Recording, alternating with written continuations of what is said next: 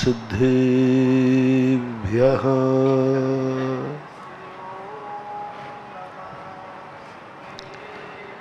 सर्वमंगल मांगल्यम। पंच परमेष्टि भगवान की जय हो। आचार्य श्री गुरुवर कुंद कुंद महाराज की जय हो। आज दैनिक प्रवचनों की श्रृंखला में अपन उस पड़ाव की तरफ बढ़ रहे हैं जहां से हमें बहुत कुछ लेना है, जहां से हमें बहुत कुछ प्राप्त करना है, जहां से हमें अपनी झोली भरना है, जहां मुझे अपनी जिंदगी का रक्षक चाहिए। क्योंकि हर व्यक्ति इस दुनिया में असुरक्षित है, इसलिए दुनिया में रहने वाले को कोई ना कोई सुरक्षा कवच चाहिए। सुरक्षा कवच ही नहीं चाहिए, सुरक्षा गार्ड भी चाहिए जो हमारी सुरक्षा कर सके। क्योंकि इस दुनिया में उपसर्ग करने वाले, दूसरे की जिंदगी मिटाने वालों की संख्या ज्यादा है। दूसरे को दुखी करने वालों की संख्या ज्यादा है। स्वयं सुखी रहें या नहीं रखें, लेकिन खास तौर से कलयुग में दूसरों को दुखी करने में आनंद ज्यादा आता है। अपने सुखी होने में उतना आनंद नहीं जितना दूसरे को दुखी करने में आनंद आता है। संसार का एक प्रकार का स्वभाव है, और कर्म भूमि जब शुरू होती है तो ये नेचर बन जाता है व्यक्ति का, दूसरे को दुख देना, दूसरे की जिंदगी उजाड़ना, दूसरे के लिए बद्दुआ देना, दूसरे को बुरी नजर से देखना, दूसरे को हाय श्वास देना। ये संसार के ऐसे कुछ नियम हैं जिन नियमों के लिए हमें बहुत कुछ सोचना पड़ेगा। तो कल अपन ने एक चर्चा की थी कि भगवान तो हमारी सुरक्षा करने वाले हैं नहीं, क्योंकि वो बड़े आदमी हैं। बड़े आदमी किसी की सुरक्षा नहीं करते, बल्कि बड़े आदमियों की सुरक्षा की जाती है। जैसे राष्ट्रपति बॉडीगार्ड की सुरक्षा नहीं करता, बॉडीगार्ड राष्ट्रपति की सुरक्षा करता है। इसी प्रकार भगवान भक्तों की रक्षा नहीं करते, भक्त भगवान की रक्षा करता है। आप लोगों की एक गलत धारणा बन गई है कि भगवान मेरी रक्षा करेंगे। नहीं, आज तक कभी तुमने सुना क्या कि राष्ट्रपति ने किसी बॉडीगार्ड की रक्षा की? राजा ने कभी सैनिक की रक्षा की? कभी नहीं हुआ, सुना ही नहीं, होता ही नहीं ऐसा। सैनिक ने जरूर राजा की रक्षा की, बॉडीगार्ड ने जरूर राजा की रक्षा की। शास्त्रों में आज तक कहीं नहीं सुना गया कि भगवान ने भक्तों की रक्षा की। किसी भगवान ने भक्तों के संकट दूर किए। ये जरूर सुना गया कि भक्त ने भगवान के संकट दूर किए, जैसे हनुमान। हनुमान ने संकट दूर किए रामचंद्र जी के। रामचंद्र जी ने हनुमान के संकट कोई ज्यादा खास नहीं किए, सबसे बड़ी विषय। और अपन लोग क्या समझते हैं, भगवान हमारी रक्षा करे। वो करेगा ही नहीं। इसलिए भगवान हाथ पे हाथ रख के बैठा है, वो स्पष्ट संदेश दे रहा है, मैं तुम्हारी रक्षा नहीं करूंगा, मैं आशीर्वाद भी नहीं दूंगा। इसलिए मूर्ति को, जैन मूर्ति को हाथ पे हाथ रख करके बैठाला जाता है, जिससे तुम उसको देखकर समझ लो कि इनको कुछ नहीं, कृतकृत्य हो चुके हैं। और कल तो मैंने बहुत बड़ी बात कही थी, इनको खबर ही नहीं होती कि कौन मेरी शरण में आया, कौन मेरा भक्त है, कौन मेरा दुश्मन है, इनको पता ही नहीं है। भगवान को पता नहीं है कि मेरा भक्त कौन है और दुश्मन कौन है। भगवान सूर्य के समान होते हैं। सूर्य निकलता है तो उसको ये पता नहीं है कि मेरा पूजा कौन कर रहा है और मेरा दुश्मन कौन है, उसको पता ही नहीं है। वो तो सबको बराबर प्रकाश देता है। सूरज के ज्ञान में नहीं आता कि मेरा भक्त कौन है और मेरा दुश्मन कौन है, सबको देता है। अपन भारत वाले उसको पूछते हैं तो भी प्रकाश देता है, पाकिस्तान नहीं पूछता है तो भी उनको भी प्रकाश देता है। भगवान सूर्य के समान होते हैं। भगवान एक प्रकृति है, धर्म एक प्रकृति है। पानी कभी ये नहीं देखता कि कौन पी रहा है, जो पिएगा उसकी प्यास बुझा देता है। एक जल की पूजा कर रहा है उसकी भी प्यास बुझा देता है, और जो जल को नहीं पूछता वो भी प्यास बुझा देता है। प्रकृति, भगवान, धर्म हवाओं के समान है, जो ये नहीं देखते हैं कि कौन जो श्वास लेता है उसको जिंदा करता है। पेड़ ये नहीं देखता कि मेरी छाया में कौन आया है, जो भी जाता है, काटने वाला भी जाता है तो उसे भी छाया देता है, सींचने वाला जाता है उसे भी छाया देता है। कोई पेड़ को ये ज्ञान ही नहीं, खबर ही नहीं है कि मेरा भक्त कौन है, मेरा दुश्मन कौन है। दीपक को खबर नहीं है कि हमें उजेला किसको देना है। वो तो उजेला जो चाहे उसका दुश्मन हो चाहे मित्र हो। भगवान और धर्म एक ऐसी ही शक्ति होती है जिनको कोई खबर नहीं रहती कि कौन मेरा भक्त है, कौन मेरा दुश्मन है, कौन रो रहा है, कौन हंस रहा है। देखो ना, भक्त भगवान की पूजा करता है और चोर भगवान को उठाता है, चोर के साथ भगवान चले जाते हैं, चोर के साथ भगवान चले जाते। कितनी गजब की बात है। किसी व्यक्ति ने कहा, महाराज जी जब भगवान को चोर उठाता है तो भगवान चमत्कार क्यों नहीं दिखाते? मैंने कि भगवान की दृष्टि में चोर और साहूकार होता ही नहीं है। बहुत बड़ी बात है। आपने देखा कई बार मंदिरों में से भगवान को चोरी कर ले जाते। अपन सोचते हैं कि भगवान ने कोई चमत्कार क्यों नहीं दिखाया, भगवान ने कोई अतिशय क्यों नहीं दिखाया। क्या बात है। तो तुम लोग भगवान को समझ ही नहीं रहे। भगवान को तो चोर भी ले जाएगा, उसके साथ चले जाएंगे।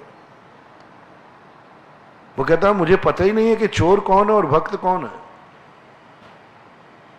मुझे पता ही नहीं है क्या है। इसलिए भगवान को तो आप ऐसा मानना कि तुम्हारा कुछ भी सुनवाई होने वाली नहीं, वो कुछ भी देने लेने वाला नहीं, क्योंकि वो वीतरागी है। और वीतरागी व्यक्ति कुछ देता नहीं है, क्योंकि वो बड़ा है। बड़े आदमी देते नहीं हैं। आप मंदिरों को देख लीजिए, आज तक मंदिर से भगवान से कोई कुछ लेके नहीं आया। हमारी भक्ति भगवान को कुछ दे के आ जाता है। वैष्णव दर्शन में भोग दे के आ जाता है, प्रसाद। जैन दर्शन में अर्घ दे के आ जाता है, भोग दे के आ जाता है। भगवान कुछ देता है वो तो कहीं हमने वर्णन पढ़ा ही नहीं। भक्ति में अपन लोग कह देते हैं भगवान ने दिया, भगवान ने दिया, लेकिन सत्य की जब सीमाएं देखते हैं, सत्य को जब हम टटोलते हैं, तो सत्य तो कहता है भगवान ने कुछ नहीं दिया, देते ही नहीं, लेना भी नहीं। जब वो देता ही नहीं है तो फिर हम एक नियम क्यों ना कर लें कि हम मांगेंगे भी नहीं। अरे उस दरवाजे मांगो जहां कोई देता हो, जहां देते ही नहीं तो अपनी इज्जत खराब क्यों करे। अरे इज्जत भी मिटाओ और मिलना भी कुछ नहीं है, ये रहस्य समझो। वहां मांगो जहां मिल जाएगा, जहां कुछ दे देगा। तुम वहां मांग रहे हो जहां कुछ नहीं मिलना। देखो, भगवान को यदि प्रसाद चाहिए है तो आपसे, जैसे वो कहते भगवान को भोग लगाना, आप दे देते हो। अब कभी तुमने भगवान से रोटी मांगना, वो देते ही नहीं। और भगवान आपसे रोटी मांगे तुम तुरंत लेके पहुंच जाओगे, क्योंकि तुम छोटे हो। बहुत बड़ी नीति है, बहुत बड़ा कंसेप्ट है ये, कि भगवान के हमें कुछ देना, वो देगा ही नहीं भगवान। तो फैसला अपन निर्णय करते हैं कि मैं भगवान के दरवाजे अपनी इज्जत खराब नहीं करेंगे।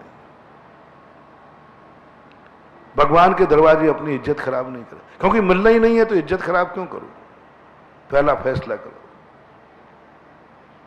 जैन दर्शन ने सबसे पहले अपने भक्तों से कहा, मांगने के लिए बहुत दरवाजे हैं, भगवान के दरवाजे मत मांगना, क्योंकि वो देगा नहीं, इज्जत और तुम्हारी खराब होगी। भगवान ने स्पष्ट कह दिया, मैं तो हाथ पे हाथ रख के बैठ गया हूं, अब तुम मांगते रहो, मैं क्या करूं। इसलिए जैन दर्शन ने बार बार संकेत किया, दुनिया में मांग लेना, लेकिन भगवान के दरवाजे मत मांगना, क्योंकि यहां इज्जत खराब होगी, एक दाना भी मिलने वाला नहीं। इसलिए भगवान के दरवाजे जब तुम जाओ तो एक फैसला कर लो, आज देने के लिए जाना, लेने के लिए मत जाना। जब तुम्हें कुछ देने का मन हो तो भगवान के दरवाजे जरूर जाना। दुनिया में से यदि देना चाहो, तुम्हारा मन है कुछ देने का, तो तुम जरूर भगवान का दरवाजा ही चुनना। भगवान का दरवाजा। बोले कहां जा रहे हो? बोले भगवान को आज मेरा कुछ देने का मन है, धूप देने का मन है, धूप देने जा रहा हूं। आज मेरा मन है कि मैं थोड़ा धन दान दे के आऊं प्रभु के चरणों में। आज मैं समय दान देना चाहता हूं। आज मैं कुछ समय, भगवान तुम्हारे लिए समय नहीं देगा, ध्यान रखना। भगवान से तुम मांगना कि भगवान मेरे लिए थोड़ा सा समय दे दो, भगवान नहीं देगा। पक्का मान के चलना, बिल्कुल नहीं देगा। मैं इसलिए कहता हूं महानुभाव, क्योंकि मैं तुम्हारा नेता हूं, गुरु हूं। जो तुम कर रहे हो वो मैं सब कर चुका हूं, मैं सब कर चुका हूं। अब मेरा मन करता है, जब मैंने अपना समय बर्बाद कर लिया तो मैं तुम्हें चेता रहा हूं, तुम समय बर्बाद मत करना, मेरी बात मान जाना। नहीं देगा वो समय। मैंने खूब गिड़गिड़ाया, भगवान 2 मिनट मुझे समय दो, मुझे समय दो, मेरी बात सुनो, मुझे समय दो।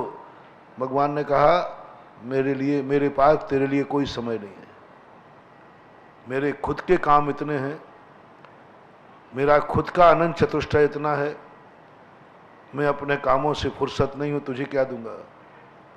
समय वो दे सकता है जिसको कोई काम ना हो। समझना, लॉजिक समझना। समय वो दे सकता है जो ठलुआ हो, समय जो सकता है जो किसी काम का ना हो। लेकिन जिसके पास इतने काम है, इतने काम है, अनंत अनंत काम है, वो क्या तुम्हें समय देगा? भगवान के पास कोई टाइम नहीं। एक एक समय, क्या समय के भी अविभागी प्रतिषेध करो, एक समय को फुर्सत नहीं है भगवान को, क्योंकि उनकी अनंत फैक्ट्री खुल चुकी है। संसारी व्यक्ति की तो सारी फैक्ट्री बंद पड़ी है, फुर्सत ही फुर्सत है, कोई फैक्ट्री खुली ही नहीं। ना ज्ञान की खुली, ना दर्शन की खुली, वो पता नहीं क्या क्या, सारे गुण डेड पड़े हुए, सारे गुणों पर ताला लगा हुआ है, सारे गुणों पर कर्म का आवरण का ताला पड़ा हुआ है। ज्ञानावरणी पड़ा, दर्शनावरणी पड़ा, मोहिनी पड़ा, अंतराय पड़ा, कौन सी फैक्ट्री में ताला नहीं पड़ा ये तो बताओ।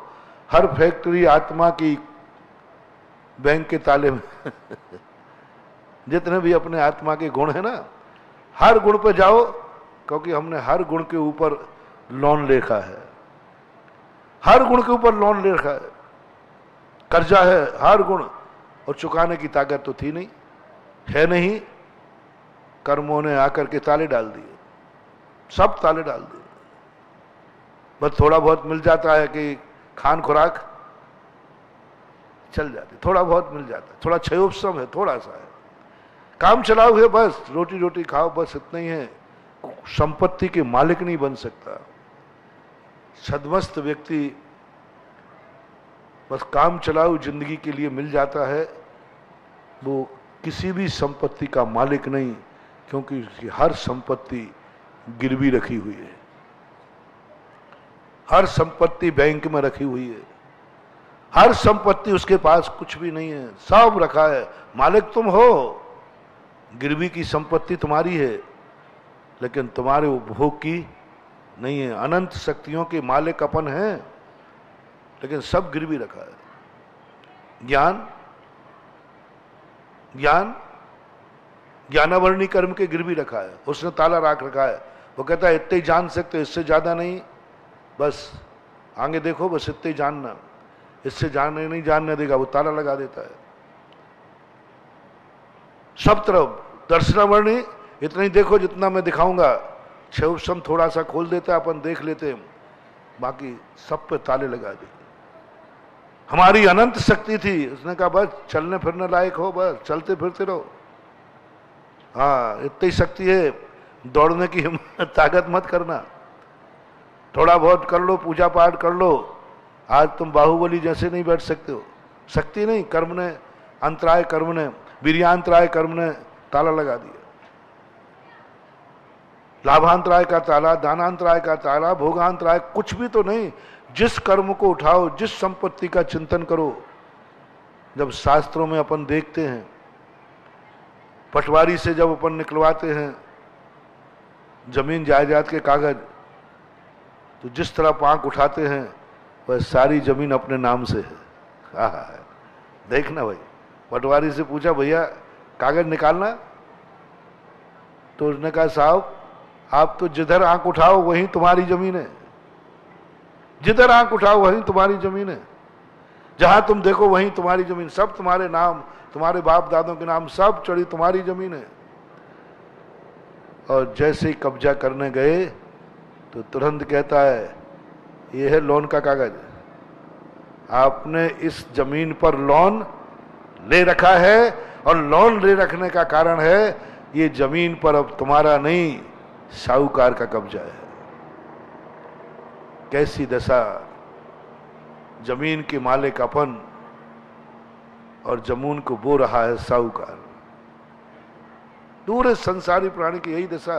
ये तो मात्र मैं उदाहरण दे रहा हूं, समझ में आ जाए, क्योंकि ये आप लोगों के जीवन में आता है कि आप लोगों का सब कुछ होकर के भी जब वो गिरवी में चला जाता है, गिरवी पर रखे हुए खेत को कौन बोता है, बोलो ना वो साहूकार बोता है, नाम तुम्हारे। ऐसे ही अपने अनंत गुण हैं, कौन क्या कर रहा है, कुछ नहीं, अपने पास कुछ भी नहीं है, थोड़ा थोड़ा साहूकार दे देता है। छह संभाव, काम चल रहा है, थोड़ा चल लेता हूं, चार हाथ देख लेता हूं, थोड़ा पढ़ लेता हूं, जिनवाणी को पढ़ लेता हूं, थोड़ा खाने पीने की पचाने की शक्ति है, और थोड़ा ही सा जिस दिन ज्यादा कर लिया उसी दिन डकार, बस उतना ही खाओ, फुल्का फुल्का, ज्यादा घी में मत उतरना। 2 दिन पूरी खाई नहीं के बस खट्टी डकार, डॉक्टर बस उतना ही खाओ, फुल्का खा लो, थोड़ा चुपड़ लेना, बस कुछ नहीं। थोड़ा ही सा किसी दिन ज्यादा खा लिया, डॉक्टर ने कहा सावधान, तुम्हारी जो शक्ति है वो गिरवी रखी है, कोलेस्ट्रॉल बढ़ गया, मीठा नहीं खा सकते, शुगर बढ़ जाएगी। सब ये क्या है तमाशा। और शास्त्रों में पढ़ते हैं अनंत शक्ति, ज्ञान घन स्वरूप, अनंत शक्ति, मुंह में पानी आ जाता है। अनंत शक्ति है तेरे पास, और 10 कदम चलता हूं हापी आ जाती, थक जाता हूं, क्या करूं। वाणी झूठी है, पटवारी झूठा है कि कुछ और रहस्य है। पटवारी कहता है साहब सब संपत्ति तुम्हारी, जहां नजर उठाओ, लेकिन हमारे पास तो कुछ भी नहीं। जिनवाणी पटवारी है, वो कहती है तेरी अनंत शक्ति है, अनंत वीर्य तेरे अंदर है, अनंत शक्ति का मालिक है, और जब शक्ति को देखता हूं तो 2 किलोमीटर चलते ही थक जाता हूं, मन भी थक जाता है, वचन भी थक जाता है और काया तो थकती है, निद्रा की तरफ जाने लग जाते हैं। ज्ञान को देखो, तेरा अनंत ज्ञान, आदा नान पमानम नानम ने पमानम नयम लोया लोयम तम्मा, इतना है ते सारे 3 लोक के सारे पदार्थ तेरे ज्ञान में एक तारे के समान टिमटिमाते हैं, ऐसी शक्ति है। और जब देखता हूं तो मुझे तो पीठ पीछे ही का नहीं दिख रहा है, मेरे पीठ पीछे क्या है मुझे यही पता नहीं। और लिखा है तेरी शक्ति है तीनों कालों के पदार्थ को जान सकता है, मुझे तो कल का ही पता नहीं है। भविष्य तो छोड़ो, मुझे अतीत की स्मृति नहीं है, वही भूल गया क्या था मैं। ये सारा डिस्ट्रैक्शन करो, विपाक विचय अपाय विचय धर्म ध्यान के अंदर जब व्यक्ति उतरता है रोना आ जाता है। जैसे एक सेठ को कहा जाए ये सारी जमीन तुम्हारी है, तेरे बाप दादों की है, लेकिन बेटे को एक कदम भी रखने को जगह नहीं है, उसकी आंख में आंसू आ जाता है। कहाँ मैं इतनी जमीन का मालिक और आज मेरे पास कुछ भी नहीं है, सब कर्जे में चली गई, सब डूब गए। पता नहीं काय का कर्जा उठाया था, क्यों उठाया था। और उधर कर्मों का चिंतन करते हैं, ज्ञानी को रोना आता है, अंदर अंदर होता है। अंतो अंतो डज्झामी, बनारसी दास ने लिखा अंदर अंदर घटापटी। हाँ, यदि संपत्ति कुछ भी नहीं होती तो भी ठीक था, लेकिन पटवारी ने कह दिया जिनवाने, नहीं, शक्ति तो तेरे पास है, तू अनंत शक्ति का मालिक है, लेकिन भोग नहीं सकता क्योंकि सब गिरवी है। अब विचार करना है, अब विचार करना यह है कि कर्जा लिया कब है। अब सावधान, अभी तक तो तुम दया के पात्र हो और अब तुम डंडे के पात्र हो। अब उठाओ ये, अब ये पूछो, ये बताओ, अब ये हिसाब दो। कर्जा हुआ ठीक है, कर्जे में जमीन चली गई, बहुत दया का पात्र बेचारा, सब कर्जा में डूब रहा है। कर्जा वाले लोग आते ना, महाराज जी बहुत कर्जा हो गया, बहुत डूब गया, बर्बाद हो गया, उन पर बड़ी दया आती है, बड़ी दया आती है, बहुत दया आती। तुम्हें तो छोड़ो, मुझे ही आ जाती। फिर जिनवानी कहती है, हमारे जन्म शास्त्र नीतियां कहती है, भगवान, मैं जैसे भगवान से कहता हूं, भगवान थोड़ा देखो ये बेचारा बहुत कर्जे में डूब गया, थोड़ी दया करो इस पे, शांति धारा करा देते, माला फिराए देते, पूजा पाठ जो कुछ भी अपन करते हैं करते ही हैं, कुछ ना कुछ तो कहते ही है। कर्ज वाला कुछ आता है तो हमें कुछ ना कुछ तो कहना ही पड़ता है। बीमार डॉक्टर के पास जाए तो उसे कोई ना कोई दवाई तो हमें भी कुछ ना कुछ कहना पड़ता है। कुछ नहीं कहते तो ये कहते भैया क्षमता रखो, सब ठीक हो जाएगा, पुण्य बढ़ाओ, ठीक हो जाएगा, दान पूजा करो, सब ठीक हो जाएगा। कुछ ना कुछ तो कहना ही पड़ता है। लेकिन जिनवानी कहती है, कहने के पहले थोड़ा एक, ए दयालु, ओ दया का भंडार, हे कृपालु, दया करने वाला, पहले इससे पूछो तो सही ये कर्जा हुआ क्यों है। एक बड़ा आदमी था, एक बच्चे को मार रहा था। लोगों ने कहा उसको मारो मत, तुम मार रहा है, इतना बड़ा होकर शर्म नहीं आती, बच्चे को मारता है। 2-3 लोगों ने उसको बड़े को धक्का दे दिया और छोकरा छूट के भाग गया। और कहा, अरे अरे जिसको तुम छुड़ा दिया वो तो जेब काटता, उसने जेब काटा था। अब लोग कहते अरे अरे पकड़ो, फिर छोड़ो, अब क्या खाक पकड़ो, जेब कट को तुमने भगा दिया, बड़ी मुश्किल में पकड़ में आया। ऐसे जिनवानी कहती है, तू बहुत दया कर रहा है इनके ऊपर, इनसे पूछो ये कर्जा इनको क्यों हुआ है। भगवान के मंदिर बनाने में हुआ होगा, थोड़ा हेल्प करो ना। अब महाराज जी हमने क्या है, वो आपके प्रवचन सुन करके एक मंदिर बनाया, उस मंदिर में हमारी सारी जायदाद गिरवी चली गई, सारी जायदाद। उसके लिए हमने लोन उठाया था, काय के लिए? मंदिर के लिए। कोई है हाथ उठाने वाला जिसने मंदिर के लिए लोन उठाया, सारी जायदाद मंदिर को गिरवी रखी हो? कोई नहीं है। मतलब आप लोगों को बता दो, आप लोगों के जेवर, सोना चांदी, किसी तुम्हारे पिता ने, पति ने जेवर गिरवी रख दिए हों इसलिए कि उन्हें मंदिर बनाना था, मंदिर का दान बोल के आए, तुम्हारे सारे जेवर गिरवी चले गए। कोई एक आध महादेवी? कोई नहीं। सुनना ना भाई, गवाह, सब लोग गवाह हैं, इधर भी किसी ने हाथ नहीं उठाया। मंदिर के लिए आज तक किसी का संपत्ति गिरवी नहीं गई। भगवान के नाम पर आज तक किसी संपत्ति गिरवी नहीं गई। भगवान के नाम पर आज तक कोई कर्जदार नहीं हुआ।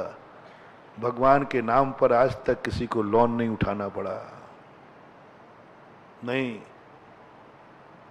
मकान के लिए तो उठाया होगा, मकान अधूरा पड़ा है।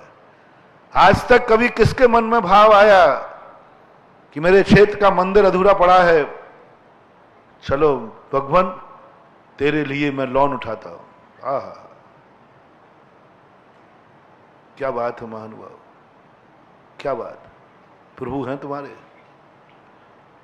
त्रिलोकीनाथ हैं तुम्हारे, भगवान है तुम्हारे।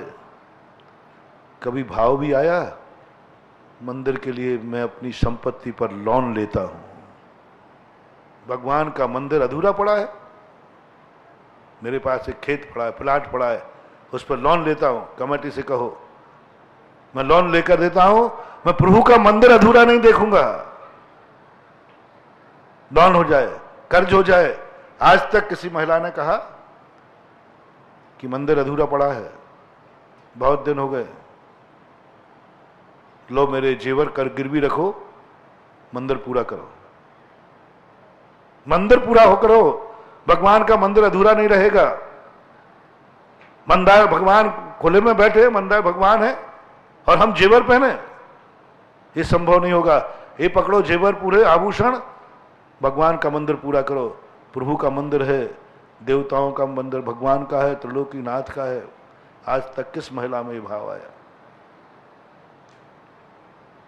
किस महिला मंदिर में जाने के बाद आया कि मैं सोना पहन रही हूं? भगवान की वेदी पर सोने का काम नहीं है, ये आभूषण रखो, या तो इन्हीं का सोना रख दो, मैं पहन के क्या करूंगा? हा, सम्यक दृष्टि, अंदर की चेतना जाग रही है। मैं सोना पहनूंगी, दुनिया मेरा श्रृंगारी होगा, मैं थोड़ी और सुंदर लगूंगी, दुनिया मेरे ऊपर आंख उठा के राग ही तो करेगा। मैं आभूषण पहनूंगी तो दुनिया को मुझे देखने से राग ही उत्पन्न होगा, कसाई ही उत्पन्न होगी, परिणाम ही बिगड़ेंगे। और यही सोना यदि भगवान की वेदी में लग जाएगा तो सारी दुनिया को वीतराग भाव ही आएगा। बोलो, जवाब दो इसको। आप लोग यदि आभूषण पहनकर बाजार में निकलें, इनसे नहीं पूछता हूं, अपनी जाति से पूछता हूं, तुमसे पूछ लो, तुम मेरे हेल्प करना। महिला खूब सुंदर श्रृंगार करके निकली है, 16 श्रृंगार करके। ऐसी महिला को देखने के बाद आपको कैसा लगता है? वीतराग भाव आता है कि राग भाव? झूठ मत बोलना, देखो गड़बड़ मत करना, बोल दो ना, राग भाव नियम से आएगा।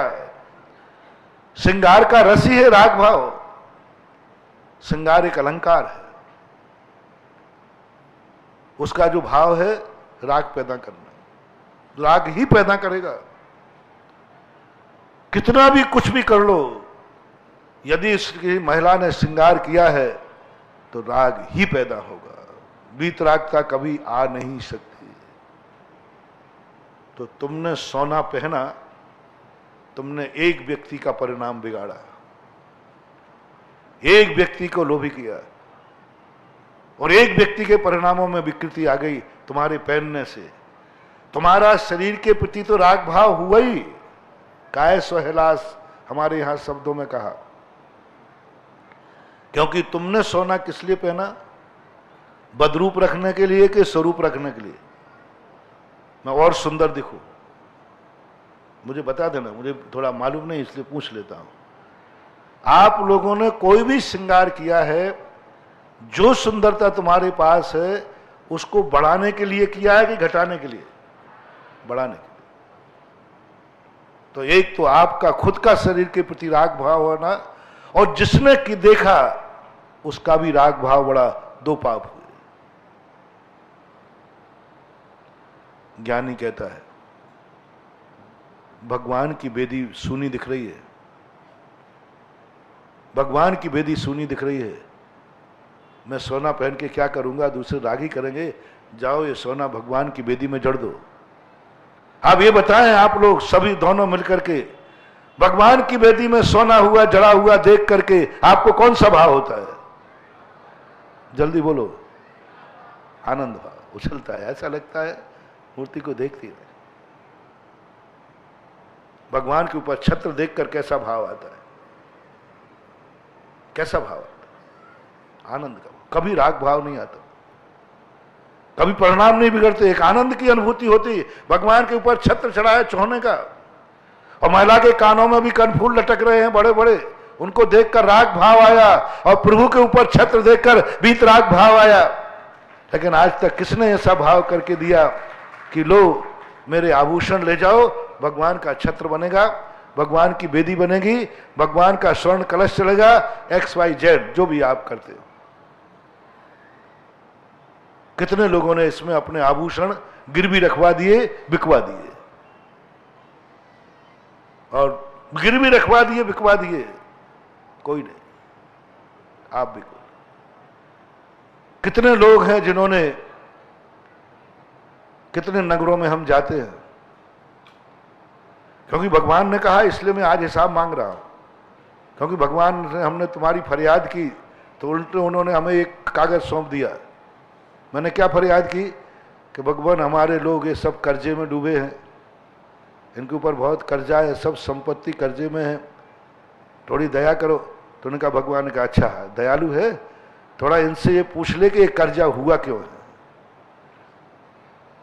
इसका जवाब मांग रहा हूं। किसी भगवान का मंदिर में कर्जा हुआ तो भगवान से कहूं मैं, है भगवान तेरे नाम का कर्जा हुआ, तेरे मंदिर के खातिर कर्जा हुआ, तेरे खातिर कर्जा हुआ है, मैं थोड़ा सा रौब, मेरा रौब बढ़ जाएगा। भगवान देखो ये तुम्हारे खातिर कर्जा लिया है इन्होंने, तुम्हारी सोने की बेदी बनाने के लिए कर्जा किया है, तुम्हारे सोने का छत्र चढ़ाने के लिए कर्जा किया है, तुम्हारी शांति धारा करने के लिए कर्जा किया है, सब गया तुम्हारा मंदिर बनाने के लिए। अब तो दया करो, आपके लिए बेचारा सब बेच चुका है और आप कुछ नहीं कर रहे, थोड़ा हम कहने में हमारी हिम्मत बढ़ जाएगी। तो वह तो एक भी हाथ नहीं उठा रहा है। कितने स्थानों पर मैं जाता हूं, साधु संतों को रहने का स्थान नहीं है। आपकी हवेली के स्थान है, बहुत बड़े बड़े बंगले, बहुत बड़े, ऐसी बात नहीं कि जगह है ही नहीं, आपकी खूब बढ़िया हवेली है, मकान है, फ्लैट है, सब कुछ है। और कितने स्थानों पर साधुओं को रुकने का स्थान नहीं है। किस व्यक्ति ने कहा कि हमारे नगर में हमारे गुरु आएंगे, वो कहां रहेंगे, पैसा नहीं है, लो मैं अपनी संपत्ति लोन रखता हूं गुरु के नाम पर, गुरु के आवास के नाम पर, गुरु के संतशाला के नाम पर मेरा प्लाट बेचता हूं मैं। संतशाला के लिए किसने प्लाट बेचा? ओ गुरु भक्तो, कान फोड़ दिए, जय जय गुरुदेव, कान पक गए, हाँ गुरुदेव गुरुदेव गुरुदेव। बहुत शोर सुनते थे पहलू में दिल का, ये चीरा तो ये कतरा खूना निकला। कितने लोग हैं जिन्होंने ये कह दिया हो कि साधु के हमारे गुरु महाराज आएंगे यहां, कभी कहां ठहरेंगे, संतशाला बनेगी, साहब पैसा नहीं है, मेरा एक प्लाट बेचता हूं, मेरी संपत्ति लोन पे रखता हूं, मेरी जायदाद गिरवी रखता हूं। किस व्यक्ति ने कर्जदार हो गया, गुरु की संतशाला बनाने में? हाथ उठाए। आप लोग भी हाथ उठाएं कि गुरु की संतशाला बनाने में आपके सारे आभूषण गिरवी चले गए। वो गिरवी को मैं उठवाऊंगा, इसलिए कह रहा हूं, चिंता नहीं करना, मैं और कोई गड़बड़ नहीं करूंगा, गड़बड़ नहीं कर। तुम्हारे वो गिरवी रखे हुए आभूषणों को उठवाने का इंतजाम मैं करूंगा, क्योंकि तुम्हारे आभूषण गिरवी रखे गए इसलिए कि किसी साधु की, गुरु की संतशाला बनाई थी महाराज, तो मेरा मकान लोन पर रखा है, गिरवी रखा है। मेरे आभूषण साहूकार के यहां रखे हैं, क्योंकि मैंने पैसा गुरु की संतशाला के लिए बनाया। कागज पर लिखने लायक कोई एकाध है? नहीं है। अब देखना, अब आप ही लोगों से हाँ करवा लूंगा मैं। भगवान बहुत आगे को से आ रहे हैं। हमारे साथ माथाफोड़ी ज्यादा नहीं करते, बड़े आदमी ठहरे। वो कहते हैं इसको ऐसे स्थान पर भेजो कि इसको अपने आप ही अकल सिखाने आ जाएगी और समझ में आ जाएगी, और समझ भी जाओ। ये कर रही है। कितने लोग हैं जिन्होंने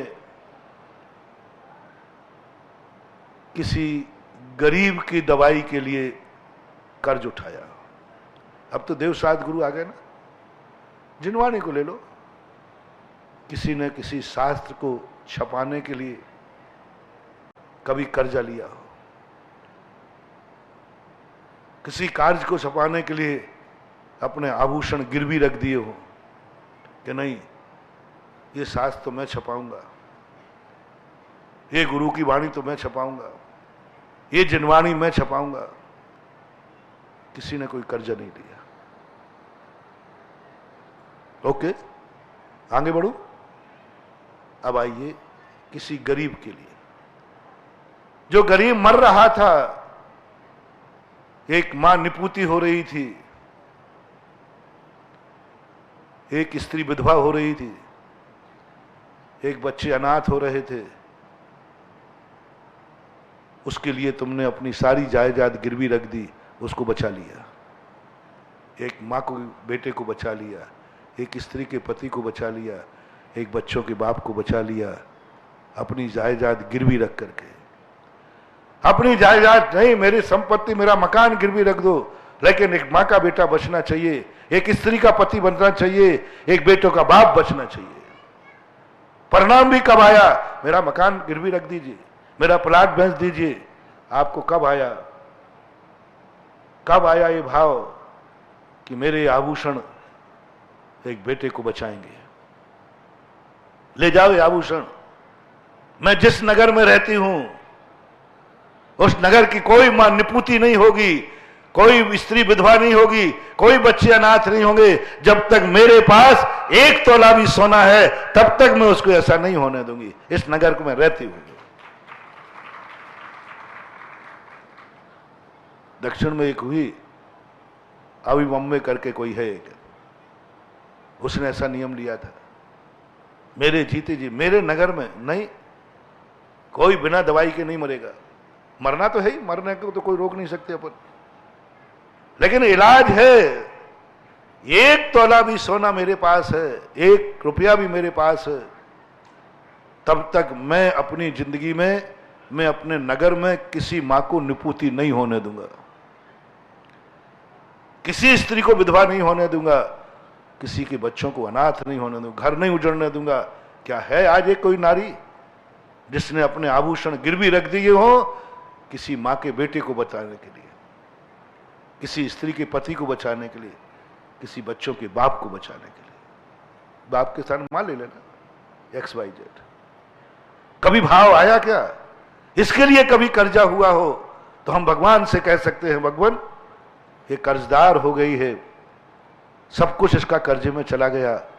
एक गरीब को बचाने में, एक बीमार को बचाने में मैं कह सकूंगा, गर्व से कहूंगा, भगवान आपको दया सहायता करना पड़ेगी, आपको इसका गिरवी का माल उठवाना पड़ेगा, आपको कोई ना कोई रास्ता बताना चाहिए ऋण चुकाने का, आपको करना पड़ेगा। मैं पकड़ लूंगा, भगवान मेरे से बहुत डरते हैं, क्योंकि मैं उनको पकड़ के छोड़ूंगा नहीं, लेकिन मुझे दलील देने की हिम्मत तो दो तुम लोग, मैं कह सकूं कि देखो भगवान ऐसे दयालु भक्त जिसने दूसरे को दया की, दूसरे का जीवन बचाया और उसकी संपत्ति सब कर्जे में चली गई और आप कुछ सोच नहीं रहे ऐसे धर्मात्मा व्यक्ति के?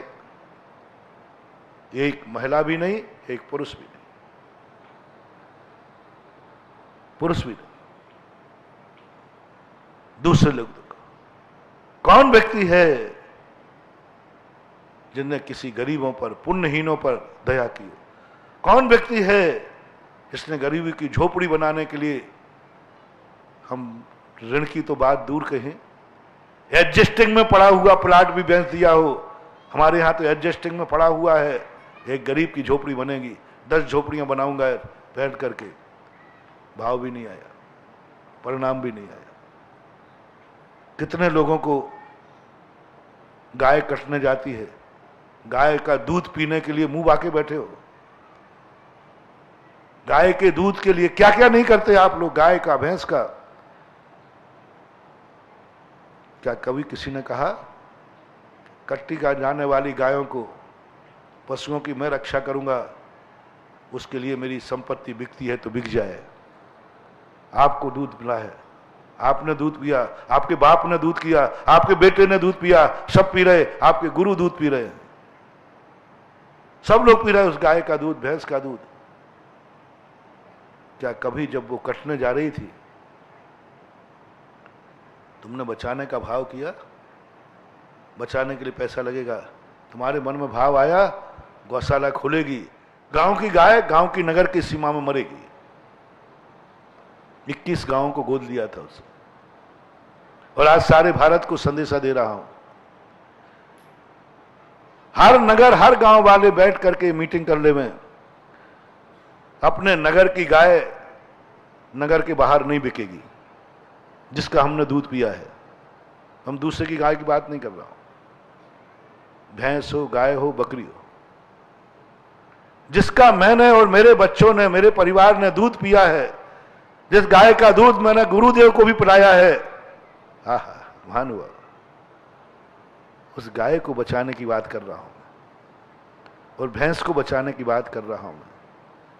जिस भैंस गाय का दूध गुरु महाराज को दिया तुमने, कितना पुण्य को, उस गाय ने कितना तुम्हें कमाई दी, कितनी कमाई दी बताओ भैया। कल्पना करो, मुनिराज को तुम 1 गिलास दूध दे के आते हो, बोलो इसका पुण्य कितना है?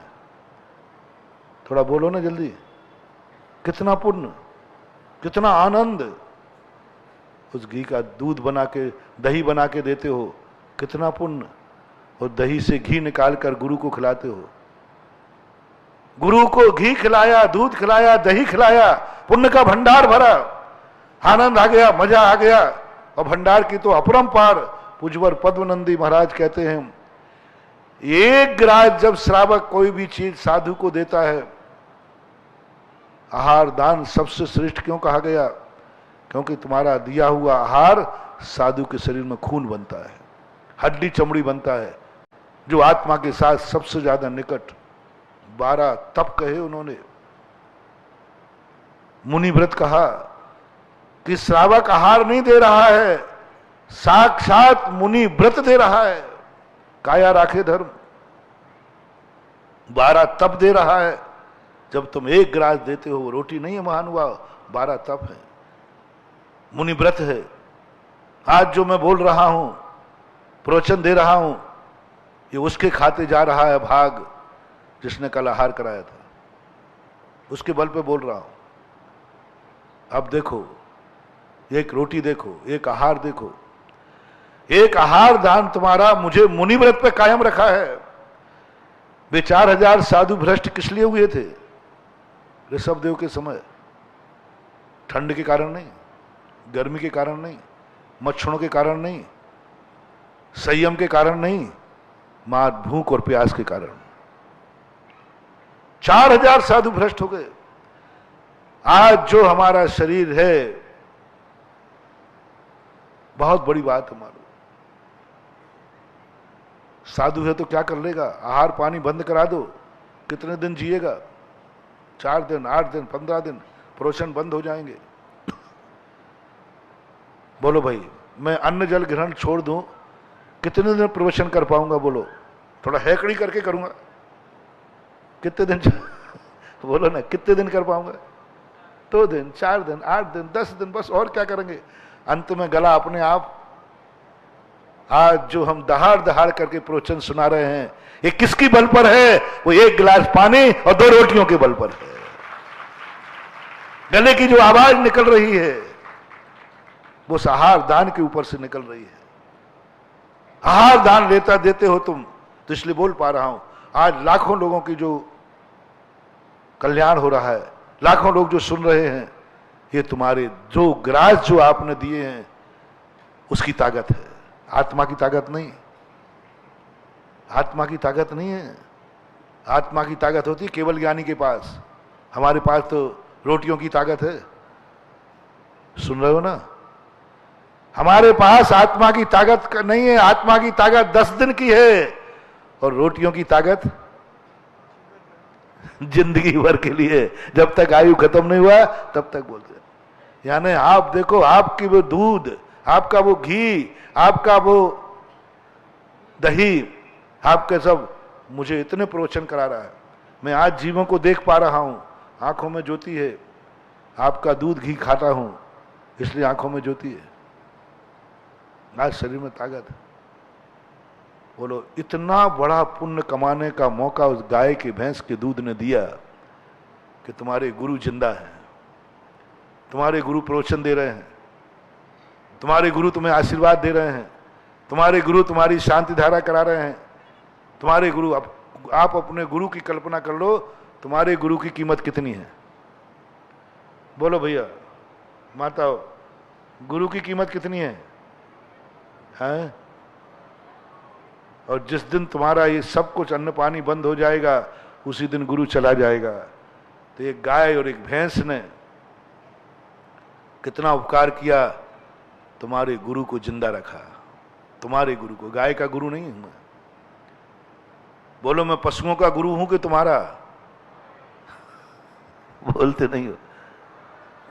तुम्हारे गुरु, अनमोल गुरु को जिंदा रख रही है वो गाय और भैंस, उसका दूध, उसका घी, उसका दही। प्रकृति ले लो, रोटी ले लो, कोई भी बात नहीं। कितना बड़ा उपकार उसने किया। और फिर तुम्हारे लिए देख लो, तुम्हारे बच्चों को, तुम्हारे परिवार को, ऐसी गाय के लिए जिंदा रखने के लिए क्या हम ये संकल्प नहीं कर सकते? पूरे गांव वाले, पूरा गांव मिलकर के संकल्प नहीं कर सकता? हमारी गनगर की गाय जिसका हमने दूध पिया है, हमारे जिले की गाय, हमारी तहसील की गाय, हमारे नगर पालिका के अंदर की गाय कभी कसाई को बिकने नहीं जाएगी। वो यहीं जन्मी है, यहीं मरेगी, बस खत्म। यहीं जन्मेगी, यहीं रहे और यहीं मरेगी, कसाई के यहां नहीं जाएगी। क्योंकि इस गाय के बहुत बड़े उपकार है। उस गाय ने तो इतना उपकार किया, क्या कभी किसी ऐसी गौशाला खोलने के लिए किसी ने कर्जा लिया?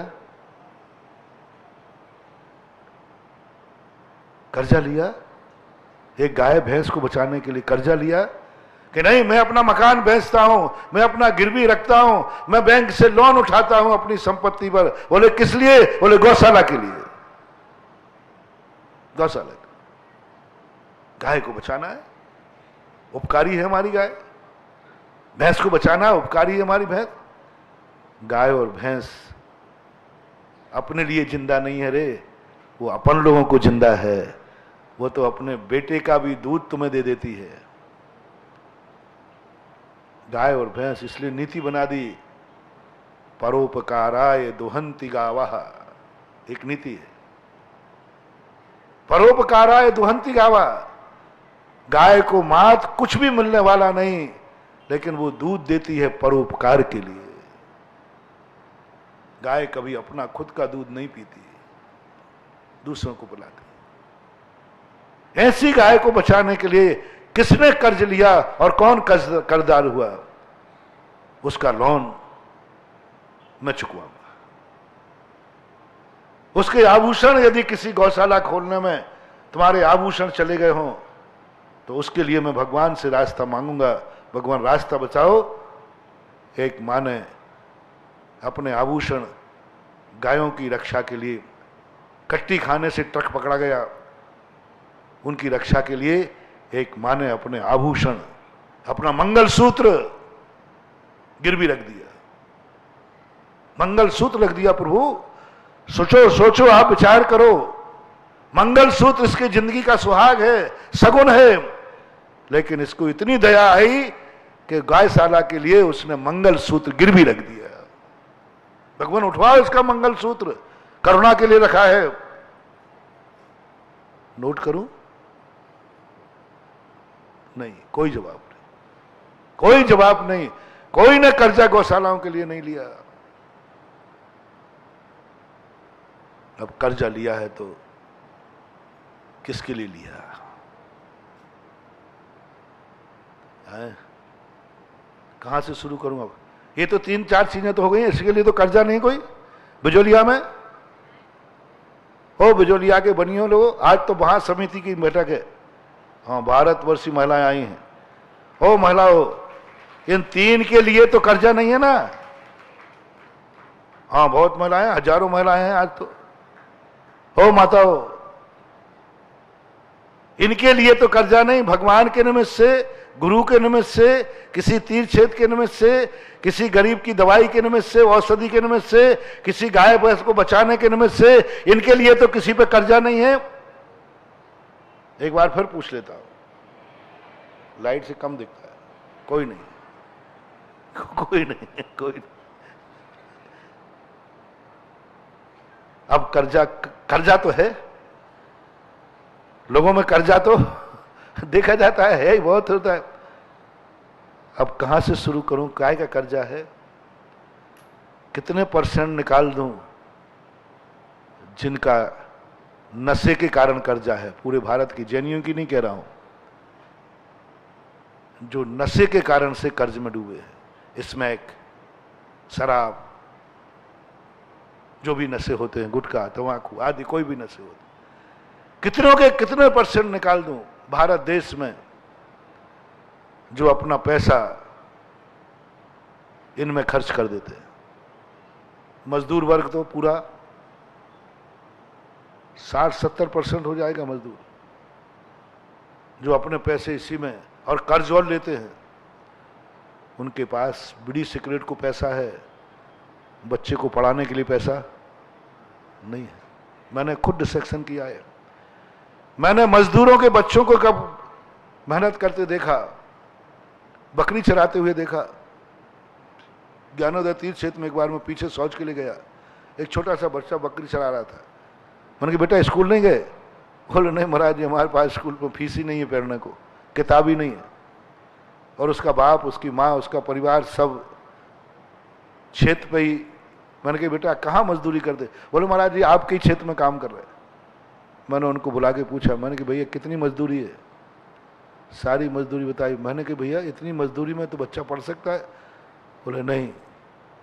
उनका हिसाब पूछा तो उनमें से जितने 5-7 घर में लोग थे, सब शराब पीते थे। शराब पीने को पैसा है, बच्चे को पढ़ाने को पैसा नहीं है। बीड़ी सिगरेट पीने को पैसा है हर मजदूर के पास। हर मजदूर कम से कम 25 रुपए की बीड़ी सिगरेट पीता है एक दिन में। एक महीने में कितने के हो गए? 750 रुपया महीना। कौन से स्कूल की फीस है भैया? 750 रुपया महीना। ABS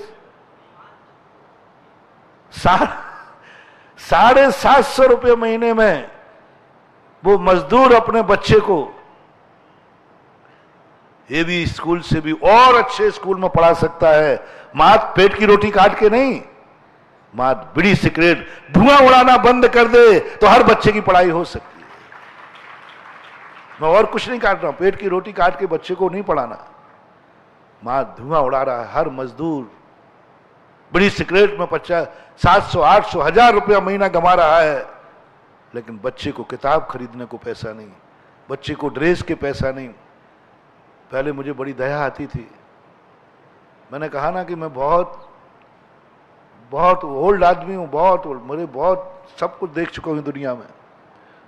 मुझे बड़ी दया आती गरीबों के लिए। इन गरीबों को पढ़ाओ, इनको किताबें दो, इनको ड्रेसें बांटो, कोई पैसा मत लो इनसे, पढ़ाओ पढ़ाओ, क्योंकि बेचारे गरीब हैं। लेकिन जब पता चला कि इन बाप के पास 1000 रुपया धुआं उड़ाने को है, बेटे को पढ़ाने के लिए नहीं, तब मेरा मन खट्टा हो गया। उन बेटों से तो कुछ नहीं कहा, मैं बापों को फटकारता हूं, 100 बभोर तक बेटा ध्यान रखना, हिजड़ा होगे नपुंसक। जो बीड़ी सिगरेट पीने को पैसा है और बच्चे को पढ़ाने के लिए नहीं, लो यह प्रकृति तुम्हें अभिशाप देती है कि 100 भवों तक भी तुम बेटे बिटिया का मुंह देखने को तरस जाओगे, जन्म नहीं होगा। प्रकृति का बहुत बड़ा अभिशाप, 100 भवों तक तरस जाओगे, क्योंकि तुम्हारे पास बीड़ी सिगरेट को पैसे थे लेकिन बच्चे को पढ़ाने को पैसा नहीं था। इससे बड़ा अभिशाप क्या है? कहते ना, माता बैरी पिता शत्रु ये न बालो पाठिता, एक बहुत पुरानी नीति है। अरे गरीब है, तुम्हें खाने को नहीं है, फिर मत पढ़ाओ। मैं उनकी बात नहीं कर रहा हूं। जिनके पास खाने को नहीं है उनके बच्चों के लिए पढ़ाने के लिए मैं व्यवस्था करूंगा, मैं दान दूं की बात करूंगा, मैं भगवान से भी कहूंगा, मैं अपने सेठों भक्तों से भी कहूंगा, बेचारे के पास खाने को नहीं है, बच्चे को पढ़ा दो इसको। लेकिन मैं उनसे पूछ रहा हूं पहले, जिनको बीड़ी सिगरेट के लिए पैसा है, शराब के लिए पैसा है, स्मैक के लिए पैसा है और बच्चे को पढ़ाने को पैसा नहीं है, मैं आपसे पूछता हूं, ऐसे लोगों के साथ क्या सलूक किया जाए? बोलो, मार दिया जाए या छोड़ दिया जाए? बोल तेरे साथ। यहां नहीं, मैंने वहीं कहा था, ये तो यहां तो स्मृति दिला रहा हूं। मैंने उसके बाप से कहा, मैंने बैठा के, बोलो तुम्हारे साथ क्या व्यवहार किया जाए और क्या भगवान से कहूं मैं व्यवहार? कौन सा अभिशाप दूं तुम्हें कि बच्चे के पास पढ़ाने को पैसा नहीं? बच्चे ने एक ही बात कहा, मेरे पापा के पास पैसे नहीं है, और तुम सिगरेट पीते हो, बीड़ी पीते हो, शराब पीते हो। बहुत करुणा दया करके कह रहा हूं सारे संसार से, जिस जिसके कानों में मेरी आवाज जा रही हो, उससे मेरा कहना है कि या तो बाप बनना ही मत। यदि शराब जुआखोरी करना है तो बाप बनना ही मत। लेकिन बन गए हो तो अपने बेटे को पढ़ाने के लिए कर्ज भी लेना पड़े तो ले लो, लेकिन बीड़ी सिगरेट चबा मिर्च का पैसा बचाओ। कह तो सकूंगे मैं इसने बच्चे को पढ़ाने के लिए कर्ज लिया था, क्योंकि था ही नहीं कुछ, लेकिन इस बात तो पैसा है, पैसा है। पैसा नहीं होने पर कर्जदार होना दया का पात्र है। क्लिष्टेषु जीवेषु कृपा परत्व। हमारे यहाँ एक सूत्र आया पूज्यवर अम्बेडकर नाथ, क्लिष्टेषु जीवेषु कृपा परत्वम। कृपा उन पे करो जो क्लिष्ट है, पुण्यहीन है, पैसे ही नहीं है। अब मैं तुम किस पे कृपा करा रहे हो? जिनके पास सिगरेट पीने को पैसा है, शराब पीने को पैसा है, जुआ खेलने को पैसा है। अब मैं आपसे पूछता हूं, ऐसे लोगों पर दया करना ठीक है या नहीं? बोलो। एक भिखारी तुम्हारे दरवाजे आया और कहा, महाराज 2 रुपया दे दो, और तुम्हें मालूम है कि शराब पिएगा, तो दे देना ठीक है या नहीं देना? आपकी राय क्या है? हैं? नहीं देना। अब मैं पूछता हूं, मैं पूछता हूं, सारे गरीबों से पूछता हूं, सारे मजदूरों से पूछता हूं। अजैन लोग भी प्रवचन सुनते हैं, मेरे प्रवचन गरीब मजदूर भी सुनते हैं।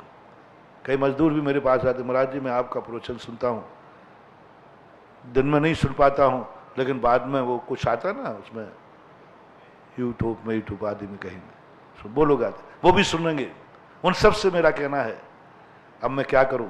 तुम्हारे पास पैसा है, नहीं हो तो बात अलग है पैसा, बीड़ी सिगरेट को, शराब को, जुए को। अब बोलो, मैं भगवान से तुम्हारे बच्चों को पढ़ाने के लिए, कर्जा माफी के लिए फरियाद करूं या नहीं करूं? सब बोलो ना। नहीं करूं, नहीं करूंगा, मैं नहीं करूंगा, अब तो नहीं करूंगा। भगवान कह रहे बेटा अब कर फरियाद, बोले भगवान अब नहीं करूंगा, अब तो ये करूंगा कि भगवान, अब मेरा दिमाग तो बिल्कुल उल्टा चलता है, अब तो ये करूंगा भगवान, जो इसको मजदूरी मिलती है ये भी बंद हो जाए, जिससे ये शराब पीने लायक भी न रहे।